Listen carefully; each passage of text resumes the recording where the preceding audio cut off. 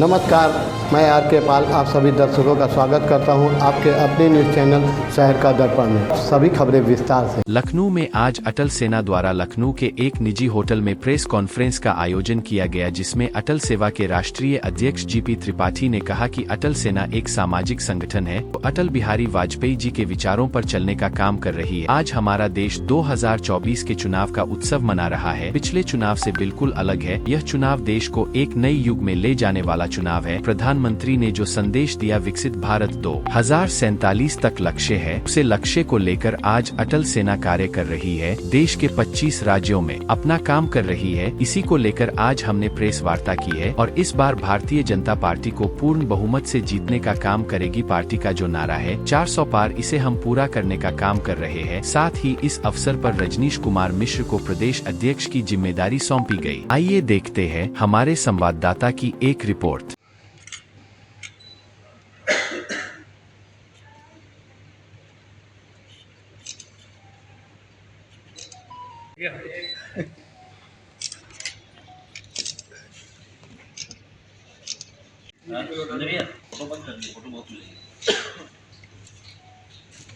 अरे मुस्कुराइए, लखनऊ में आप भाई। और अटल सेना एक राष्ट्रीय स्तर का सामाजिक संगठन है जो आदरणीय अटल जी के विचारों पे, उनके आदर्शों पे समाज और देश हित के लिए कार्य करने वाला संगठन है। चूँकि आदरणीय अटल बिहारी वाजपेयी जी की कर्मभूमि रही है लखनऊ, इसलिए मैंने निर्णय लिया है कि अटल संदेश के माध्यम से देशवासियों को जो भी हमें संदेश देना है वो लखनऊ से दें। आज हमारा देश 2024 के लोकसभा चुनाव का उत्सव मना रहा है, लेकिन ये चुनाव पिछले चुनाव से बिल्कुल अलग है, क्योंकि ये चुनाव देश को एक नए युग की ओर ले जाने वाला चुनाव है। आदरणीय प्रधानमंत्री जी ने जो विज़न दिया है विकसित भारत का, कि विकसित भारत 2047 तक हम लोगों का लक्ष्य है, और उस लक्ष्य को पूरा करने के लिए आज अटल सेना पूरे 25 राज्यों में कार्य कर रही है।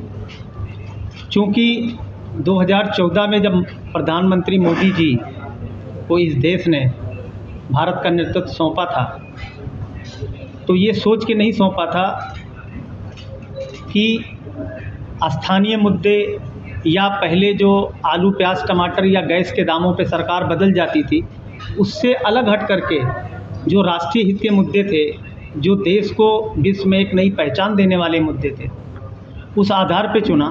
और उस मुद्दों पे पिछले 10 वर्षों के अंदर देश की जनता भली बात परिचित है। वो पाकिस्तान से कम थी, लेकिन 2014 के बाद आदरणीय प्रधानमंत्री मोदी जी ने उनके किए गए कार्यों की वजह से आज पाकिस्तान की ये परिस्थिति हो गई है कि वो पूरे दुनिया में भीख मांग रहा है और वहाँ पे आटे के लिए लोग लाइन लगाते हैं।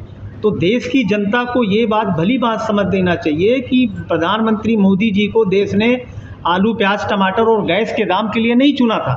प्रधानमंत्री मोदी जी को चुना था, इसलिए चुना था कि भारत विश्व की महाशक्ति बने, भारत का पूरी दुनिया में एक महत्वपूर्ण स्थान हो।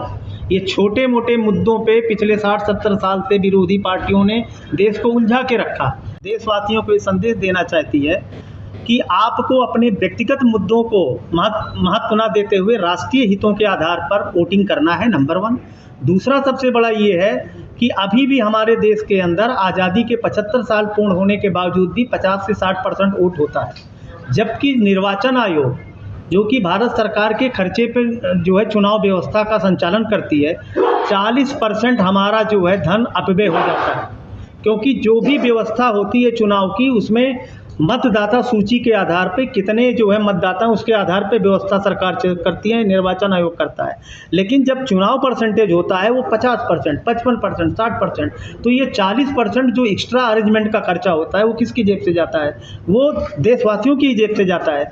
इसके लिए अटल संदेश ये है, सभी देशवासियों से हाथ जोड़ के प्रार्थना है कि आप अपने मताधिकार का प्रयोग करिए। हम एक सामाजिक संगठन है हम कोई भारतीय जनता पार्टी के मोर्चा या प्रकोष्ठ नहीं है, क्योंकि सामाजिक संगठन भारतीय जनता पार्टी एक पॉलिटिकल पार्टी का मोर्चा नहीं हो सकता। जैसे आरएसएस है, विश्व हिंदू परिषद है, बजरंग दल है, अटल सेना है, ये सभी स्वतंत्र सामाजिक संगठन है।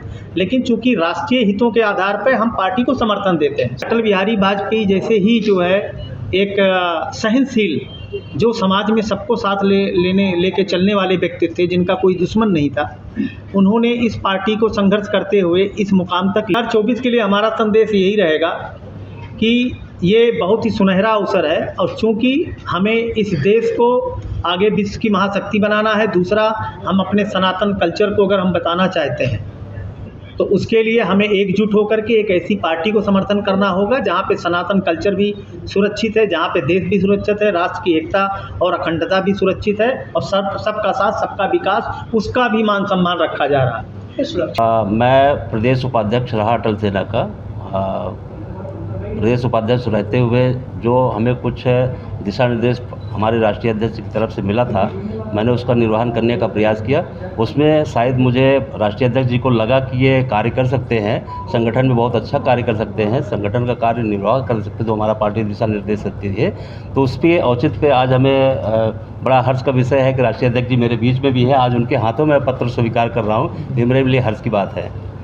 तो मैं संगठन में रह करके जो दायित्व राष्ट्रीय अध्यक्ष जी ने मुझे दिया है, कोशिश करूंगा अंततः से उसको मैं प्रयास करूंगा कि जो है ज़्यादा से ज़्यादा जो है संगठन में मजबूत करने का प्रयास करूंगा। ये कंफ्यूज देखते रहिए शहर का दर्पण न्यूज़, क्योंकि खबरों की नब्ज़ पहचानते हैं हम। फिर अगले बुलेटिन में मुलाकात होगी, तब तक के लिए नमस्कार।